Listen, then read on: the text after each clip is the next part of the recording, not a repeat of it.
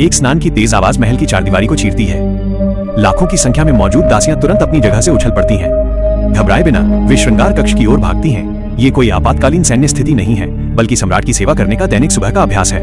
वे एक दूसरे को खींचती हुई अपने काम के कपड़े व्यवस्थित करती हैं। लंबी, छोटी, मोटी, पतली सब एक साथ मिलकर इसलिए जुटती हैं ताकि उनका शरीर एक समान और सुडौल दिखाई दे।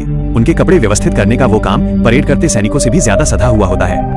दासियां कतार में खड़ी होकर धोती हैं और उसके बाद श्रृंगार करती हैं। वे अपनी उंगलियों से लाल रेशमी कागज को पकड़कर धीरे धीरे होठों का रंग निखारती हैं और फिर एक दूसरे की मदद से अपने बालों को जरा भी फर्क न दिखे इस तरह से बनाती हैं। इसी बीच शाही रसोई युशेनतांग के हिजड़े पहले ही बिना रुके व्यस्त हो चुके होते हैं। सुबह होने से पहले ही वे दवाइयों को पीसते हैं और उन्हें धीमी आंच पर 4 घंटे तक धीरे धीरे उबालते हैं। जब औषधीय भोजन याओशान तैयार हो जाता है तो दासियां शी झोंग छिंगू, एक प्रकार का पत्थर धातु को हाथ में लेकर महल की ओर जाती है। शाही चिकित्सक की कड़ी निगरानी में वे उस काढ़े को राजा के सिंहासन के नीचे बने गुप्त डिब्बे में बड़ी सावधानी से डालती हैं और फिर उसे गर्म रखने के लिए उस पर सोने के तार वाला कपड़ा जिनसी फानबू रख देती हैं। ये सब इसलिए किया जाता है ताकि सम्राट सभा के दौरान कभी भी उसका सेवन कर सके।